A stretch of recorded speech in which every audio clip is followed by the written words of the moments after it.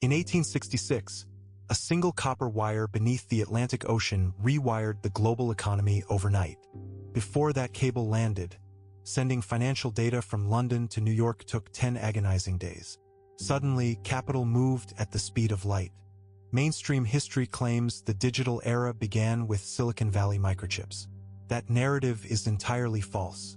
The modern financial machine was born in Victorian mud and underwater cable casings. What nobody knew at the time was astonishing. London bankers secretly bought the entire network. History is never shaped by political speeches. It is driven by balance sheets, debt cycles, central bank policies, and absolute speed over market intelligence. Welcome to the Sovereign Archive.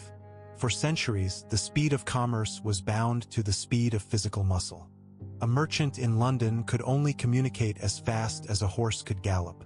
Information traveled by sailing ships across unpredictable oceans. International trade was a gamble against time and nature. A captain leaving port with a cargo of grain had no idea what prices awaited him. By the time his ship arrived in foreign docks, the market might have crashed. Local gluts caused sudden bank failures. Distant famines went unaddressed while grain rotted in neighboring ports. This delay created massive economic friction. High uncertainty required enormous risk margins. Lenders charged sky-high interest rates to compensate for invisible perils. Capital was locked in transit for months. Banks kept huge reserves of physical gold in local vaults because emergency transfers were impossible. If a regional bank faced a panic, it collapsed before aid could arrive. The entire global trading system was fragmented, slow, and fragile. Before the electric wire, sovereign bond markets relied on human riders carrying paper certificates across European borders. A war declaration in Paris took 3 days to reach the Frankfurt Bourse. In that 3-day shadow, well-connected private banking syndicates bought short positions on state debt. They knew national treasuries would print paper currency to fund armies. The general population remained completely unaware while their savings lost purchasing power in silence. The delay was not merely an inconvenience. It was a structural tax extracted by those who owned faster horses. In this environment of silence, intelligence was the ultimate monopoly. The House of Rothschild understood this reality far better than sovereign governments. During the Napoleonic Wars, Nathan Rothschild built a private intelligence network. He paid fast cutters to cross the English Channel in storms. He maintained a network of courier pigeons and trusted couriers across Europe. When the British defeated Napoleon at Waterloo in 1815, Rothschild knew the outcome hours before government messengers reached London. Myth claims Rothschild bought bonds while others panicked. The underlying mechanics were far more sophisticated. He used his speed advantage to exploit market asymmetry. He bought British government bonds when prices were depressed by uncertainty. When official news arrived, bond prices surged. He harvested vast profits simply because his network moved faster than state couriers. Information velocity was converted directly into sovereign wealth. Think about that for a second. A single trader possessed market intelligence 10 days before anyone else. That structural delay created the modern banking elite. Smaller merchants were crushed by sudden price shocks. Wealthy banking dynasties, however, turned information delays into guaranteed financial yield. The pre-telegraph world was not primitive. It was a rigged arena where speed equaled total dominance over national balance sheets. Consider the transatlantic cotton trade in the 1830s. Liverpool was the beating heart of British textile manufacturing. New Orleans was the primary port for American raw cotton. It took upwards of 6 weeks for a letter to cross the Atlantic. If bad weather delayed a ship, cotton prices in Liverpool swung wildly. British factory owners had to hoard massive inventories. That tied up millions of pounds in working capital that sat idle for months. When financial panics hit, the delay caused total devastation. In 1837, credit tightened in London. British banks demanded immediate repayment of American loans.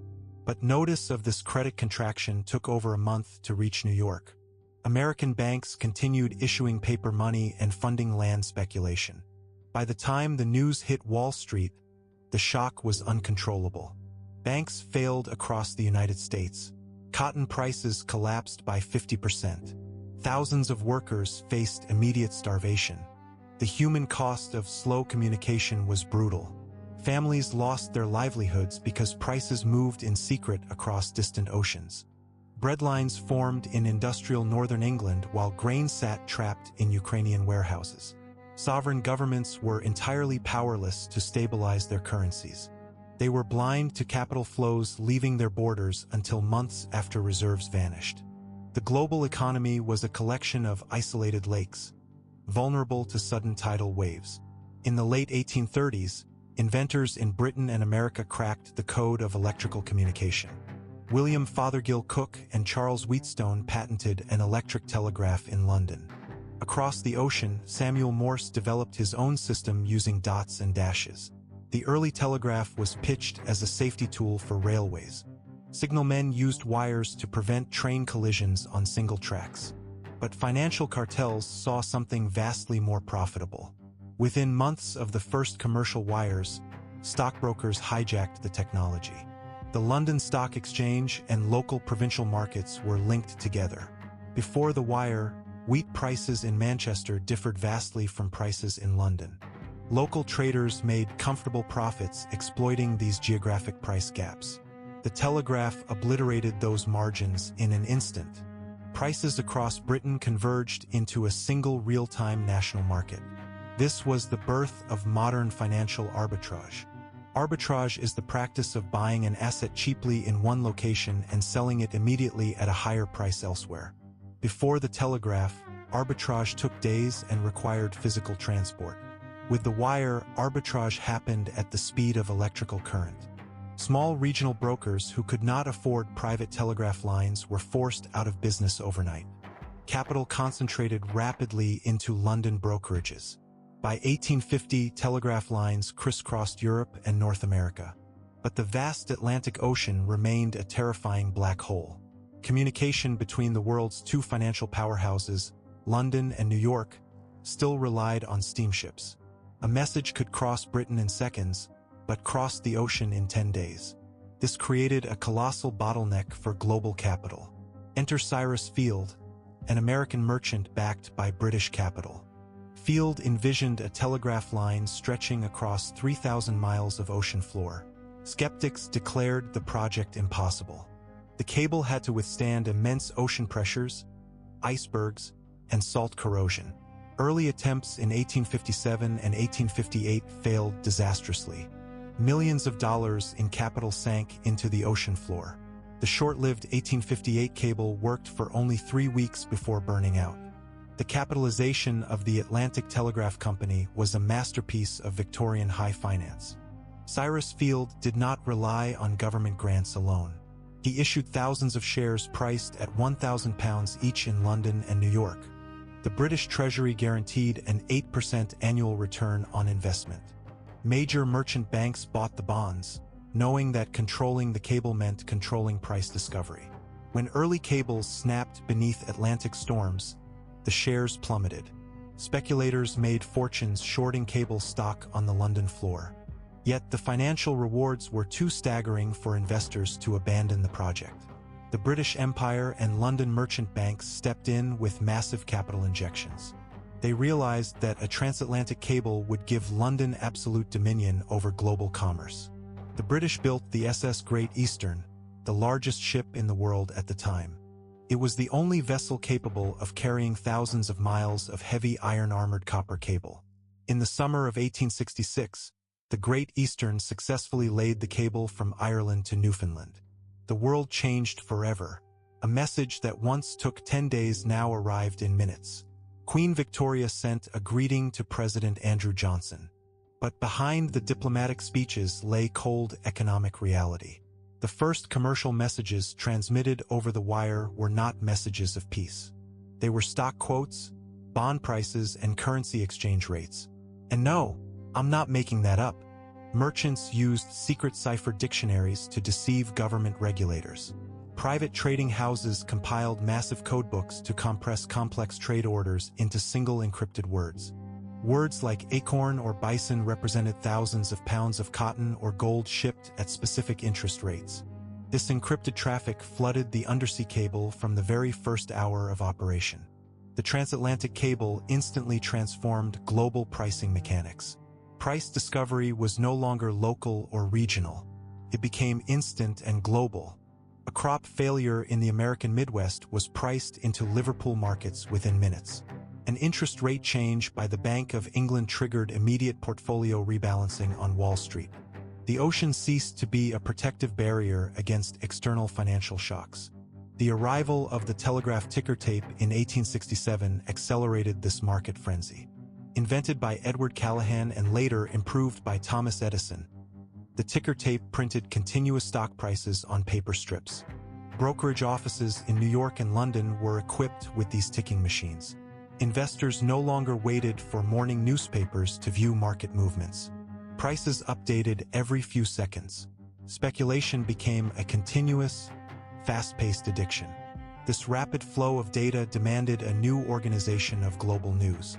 Julius Reuter, a German-born entrepreneur, realized that financial markets needed trusted real-time news wires. Reuter started by using carrier pigeons to bridge missing telegraph links in Europe. Once the cables were laid, he built an international news syndicate. Reuters signed exclusive deals with telegraph companies and major stock exchanges. Reuters established a news cartel with French agency Havas and German agency Wolf. They carved up the planet into exclusive information zones. Reuters controlled the British Empire and transatlantic financial news. Havas dominated Southern Europe and South America. Wolf took Central and Eastern Europe. No independent trader could compete with this information monopoly. If you wanted live market intelligence, you had to pay the cartel. The concentration of telegraph technology went hand in hand with imperial expansion. The British government quickly realized that submarine cables were the ultimate tool for global control. They funded and protected a vast network known as the All Red Line. This network of underwater telegraph cables connected Britain to its colonies without touching foreign soil. John Pender, a Scottish textile merchant turned financier, became the undisputed king of this cable empire.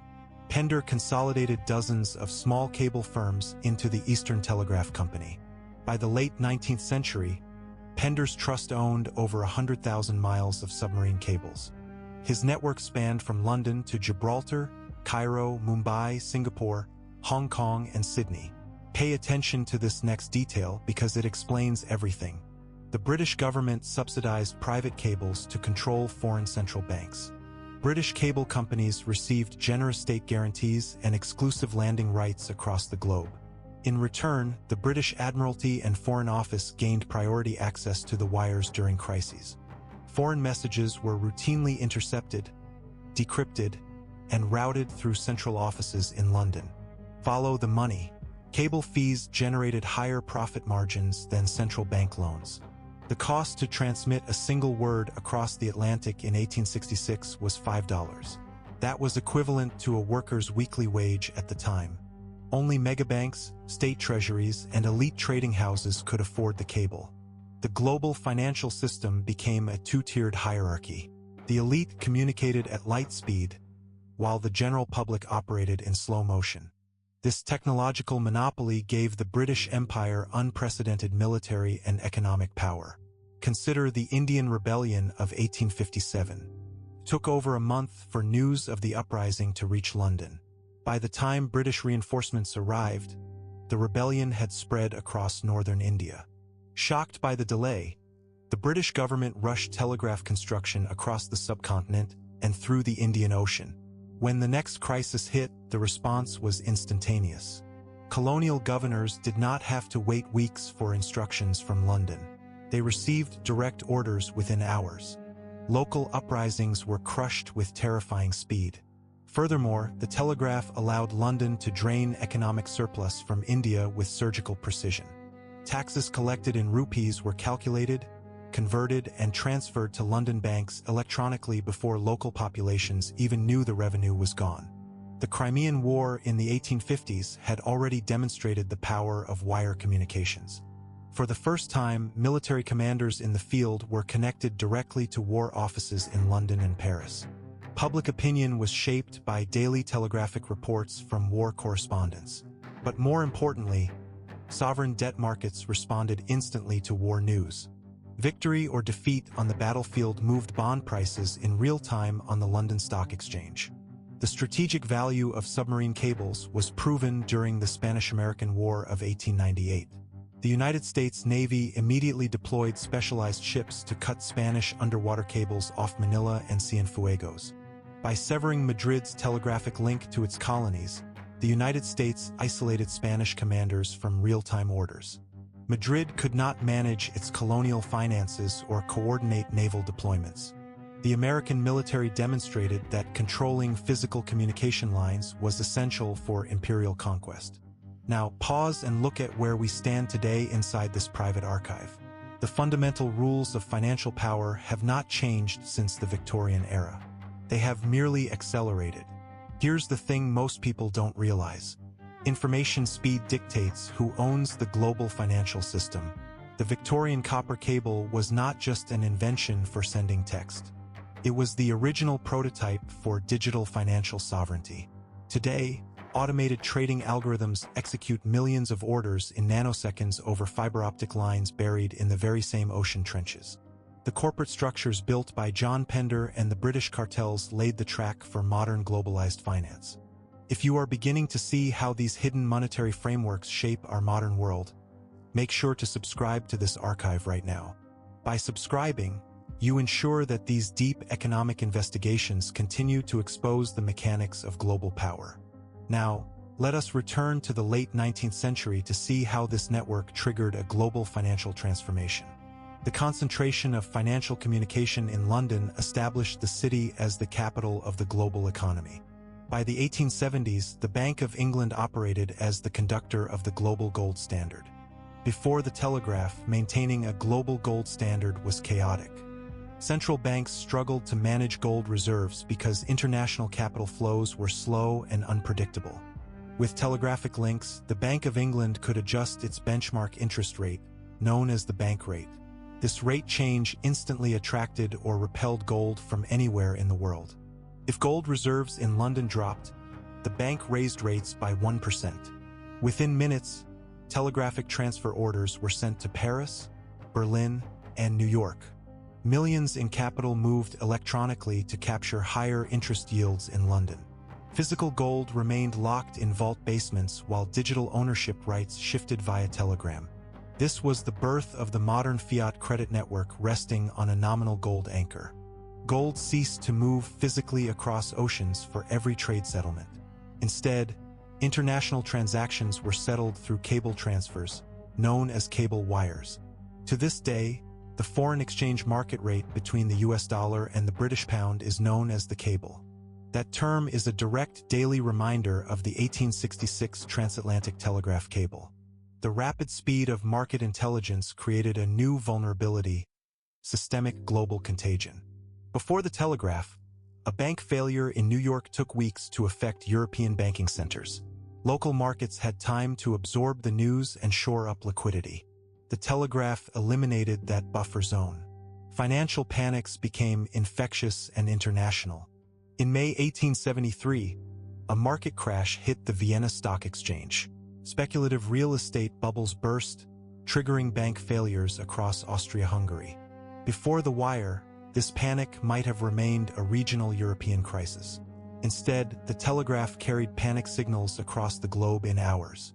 Within days, European investors panicked and dumped their American railroad bonds. The contagion struck Wall Street like a lightning bolt. On September 18, 1873, the prominent banking firm J. Cook and Company failed under the weight of unsellable railroad debt. The New York Stock Exchange collapsed. Panic spread across the nation. For the first time in history, the exchange closed its doors for 10 days to halt the panic. The Panic of 1873 triggered a 6-year global economic depression, known as the Long Depression. The telegraph acted as a superconductor for systemic financial risk. A liquidity shortfall in one country instantly drained liquidity from distant partners. Bankers realized that real-time markets required real-time central bank interventions. The era of localized economic isolation was dead. The world was locked into a single, highly sensitive economic nervous system. Small merchants and farmers found themselves at the mercy of distant computer-like tickers. American grain farmers in Kansas could not understand why their local wheat prices plummeted overnight. The reason was simple. A telegraph cable had just announced a bumper harvest in Argentina or Ukraine. Local labor was suddenly priced against global competition in real time. This economic shock led to widespread social unrest. Disillusioned farmers formed populist movements, demanding currency reforms and government regulation of railroads and telegraph monopolies. They realized that private corporations controlled both the physical transport of their crops and the information transport of their prices. Western Union in America and Eastern Telegraph in Britain held total control over communication pricing. Western Union formed a ruthless monopoly in the United States. It partnered with the Associated Press news agency to crush competing newspapers and market services. If a newspaper criticized Western Union, the telegraph monopoly doubled its transmission fees or refused to deliver its dispatches. Independent news outlets went bankrupt. The corporate cartel dictated what news citizens read and what financial prices they accepted. In Britain, public outrage over private telegraph monopolies forced action. In 1870, the British government nationalized all domestic inland telegraph lines, placing them under the post office. However, the government left international submarine cables in private hands. The British state and private cable barons realized that international communication was too lucrative and strategically sensitive to expose to public parliamentary oversight. The rapid acceleration of international trade created another structural challenge: time itself. Before the telegraph, every city operated on its own local solar time. When it was noon in New York, it was 12:12 p.m. in Boston and 11:48 a.m. in Philadelphia. Local clocks were set by local sundials. For centuries, this temporal chaos did not matter because travel and communication were slow. The telegraph made local time completely unworkable. Railroad managers could not create reliable train schedules without causing head-on collisions. Stock exchanges could not synchronize trading hours across cities. A trade placed at noon in New York might arrive in Chicago at a time that appeared to be 11 in the morning.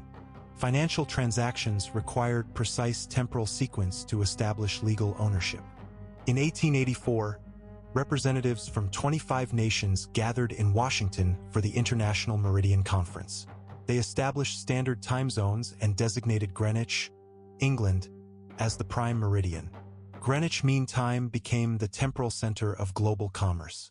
This was not a coincidence. London was the hub of the world's cable network and financial capital.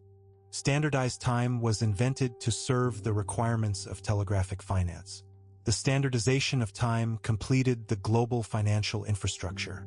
Money, news, market prices, and time itself were synchronized under British institutional oversight.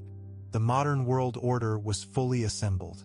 A merchant in Tokyo, a banker in London, and a trader in New York operated within a single unified time-space matrix. By the early 20th century, rival empire powers realized they were trapped in Britain's digital web. Imperial Germany understood that its international commerce and military cables relied entirely on British goodwill.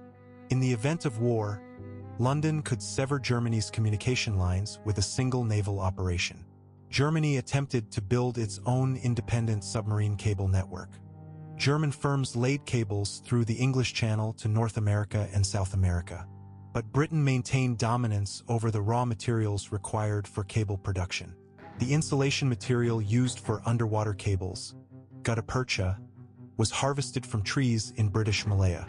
Britain controlled the supply of gutta percha, limiting rival cable expansion. When World War I broke out in August 1914, Britain's first offensive action was not a land battle. On the morning of August 5, 1914, the British cable ship CS Telconia sailed into the North Sea. It dropped heavy iron grapnels to the seabed off the coast of Germany. The crew cut all 5 of Germany's international submarine cables. Overnight, Germany was isolated from the global financial and diplomatic network. German diplomats were forced to send transatlantic messages through neutral lines, such as American cables or Swedish relays. These messages were routinely intercepted by British intelligence officers at Room 40 in the Admiralty. The most famous consequence of this cable surveillance was the interception of the Zimmermann telegram in 1917.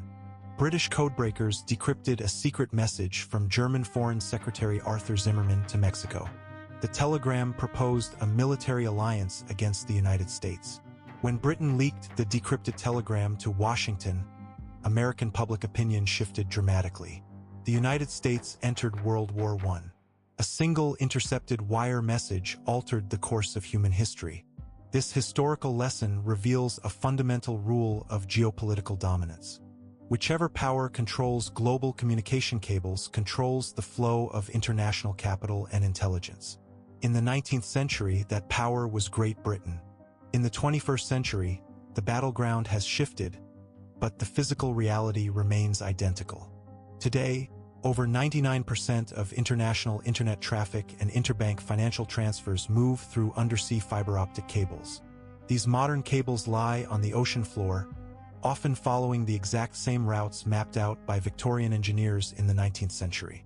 Millions of miles of glass fiber carry trillions of dollars in SWIFT transactions, foreign exchange trades, and cloud data every single day. Consider the modern geopolitical reality in the Red Sea and the Strait of Malacca. Over 16 major fiber-optic cables pass through a narrow underwater trench in the Red Sea. They carry over 17% of all internet traffic between Europe and Asia. A single dragged anchor or targeted sabotage operation can sever multiple cables simultaneously. In recent years, cable disruptions in the Middle East caused massive drops in regional banking liquidity. Modern central banks watch underwater cable maps with the same anxiety that Victorian admirals watched naval blockades. Silicon Valley microchips and satellite networks dominate public imagination. Yet satellites carry less than 1% of global data traffic. Satellites are too slow, bandwidth limited, and expensive compared to underwater cables. Our hyperconnected digital financial world is grounded in physical cables resting in marine silt. The actors have changed, but the structural power plays are identical. Sovereign states now build private cable landing stations and deploy deep-sea submersibles to tap ocean wires. Modern intelligence agencies collect raw data streams directly from undersea fiber lines, mirroring the British Admiralty's interception strategies in 1914. Financial hubs build specialized low-latency cables across oceans simply to gain a microsecond advantage in algorithmic trading. In 2010, a financial consortium spent $300 million to lay a specialized transatlantic fiber-optic cable named Hibernia Express. The sole purpose of this cable was to reduce transmission time between New York and London stock exchanges by 6 milliseconds. 6 milliseconds, a fraction of an eye blink, was worth hundreds of millions to high-frequency trading firms. The obsession with speed pioneered by Nathan Rothschild and Cyrus Field remains the driving engine of capital accumulation. The modern global banking system is not a product of the internet age. Its instant sovereign debt markets, real-time currency collapses, and immediate sanctions enforcement originated on Victorian wires. The Victorian internet established the balance sheets, central bank synchronization, market cartels, and surveillance mechanics that govern our lives today. As I close this Victorian ledger and dim the lamp, remember 1866. The transatlantic cable did not just send messages. It forged our modern digital financial system. Leave a dollar or pound symbol in the comments below. Subscribe and click the next video to uncover the archive.